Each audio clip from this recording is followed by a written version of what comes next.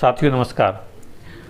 आंध्र प्रदेश में जो विश्व प्रसिद्ध मंदिर है तिरुपति बालाजी का, वहाँ पर जो लड्डू हैं उसमें जो है गाय की चर्बी, मछली का तेल और शुगर की चर्बी मिलाने का जो मामला सामने आया है। अब पहले आप यह वीडियो सुनिए जिसमें खुद मुख्यमंत्री श्री चंद्रबाबू नायडू जी यह आरोप अपनी पूर्ववर्ती सरकार यानी जगन मोहन रेड्डी की सरकार पर आरोप लगा रहे हैं।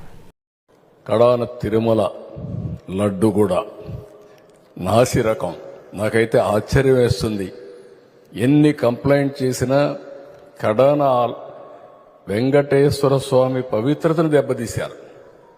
ఎన్నోసార్లు चंद्रबाबू नायडू जी जो कह रहे हैं वह मामला यह है कि आंध्र प्रदेश के तिरुपति तिरुमला देवस्थानम मंदिर में यानी कि तिरुपति बालाजी के स्थान पर जो लड्डू बांटे गए वह मांसाहारी हैं, यानी कि उनमें चर्बी मिली हुई है। और इस बात की जब उन्होंने जांच करवाई तो यह बात सिद्ध हो गई कि जो मंदिर का जो प्रसाद है, लड्डू प्रसाद है, उसमें चर्बी, गौ की चर्बी पाई गई। देखो यहाँ इस पर लिखा हुआ है कि सोयाबीन, सनफ्लावर, ऑलिव ऑयल। दूसरे नंबर पर लिखा है कोकोनट माने नारियल, लेकिन जो तीसरे नंबर पर है प्लेम ऑयल एंड बीफ टेलो माने गाय की चर्बी और लॉर्ड माने शुगर की चर्बी और फिश ऑयल लिखा है। फिश ऑयल पाया गया, गाय की चर्बी पाई गई और शुगर की चर्बी पाई गई। इस प्रकार का प्रसाद वहाँ बांटा गया और यह सब पाप हुआ वहाँ पिछली जगन मोहन रेड्डी की सरकार में। अब प्रश्न यह है कि जो एक हिंदू मंदिर है और उसके जो सेवादार हैं वह भी हिंदू हैं,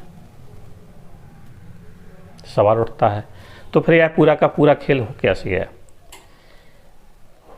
मामला ऐसा है कि जब जगन मोहन रेड्डी की सरकार थी तो उन्होंने तिरुपति तिरुमला देवस्थानम बोर्ड का जो अध्यक्ष है अपने एक ईसाई विधायक करुणाकर रेड्डी को बना दिया।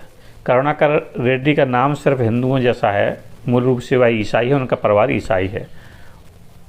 तो जब वो ईसाई हैं तो उन्हें हिंदू मान्यताओं से कोई वास्ता नहीं था और उन्होंने क्या किया कि पैसे बचाने के लिए जो पहले कर्नाटक कोऑपरेटिव डेयरी से जो घी आता था उसको उन्होंने बंद कर दिया और एक प्राइवेट फर्म को ठेका दे दिया। प्राइवेट फर्म ने क्या किया कि प्राइवेट फर्म ने जो घी सप्लाई किया मंदिर में लड्डू बनाने के लिए, चूँकि कम कीमत पर देना था, तो उसमें गाय की चर्बी, शुगर की चर्बी, मछली का तेल उसमें ऐड कर दिया और मंदिर के लिए भेज दिया।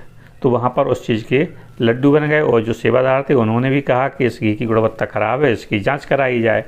तो उन्होंने कहा ठीक है कराते हैं। इतने में वहाँ सरकार चली गई।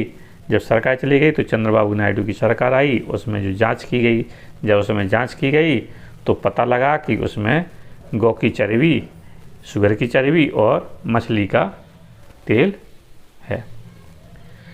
अब आप समझिए कि जिस देश की 80% आबादी हिंदू हो वहीं हिंदुओं के साथ इतना बड़ा छल हो जाता है। और हिंदुओं के साथ तो छोड़िए, यह छल तो भगवान के साथ कर दिया गया। अब जितने लोगों ने प्रसाद पाया, भगवान का प्रसाद तो भगवान से बड़ा है, साक्षात ब्रह्म ही है भगवान का प्रसाद। तो उसको जितने लोगों ने पाया अब वह अपने आप को ठगा हुआ महसूस कर रहे हैं, अपने आप को पाप का भागीदार समझ रहे हैं। तो इस प्रकार का कुकृत्य जो है पिछली सरकार में हो गया। हालांकि अब जो वाईएसआर कांग्रेस के अध्यक्ष हैं पूर्व मुख्यमंत्री जगन मोहन रेड्डी, उन्होंने भी हाई कोर्ट का दरवाज़ा खटखटाया, लेकिन भारत का जो संत समाज है इस पूरे मामले से बहुत क्रुद्ध है।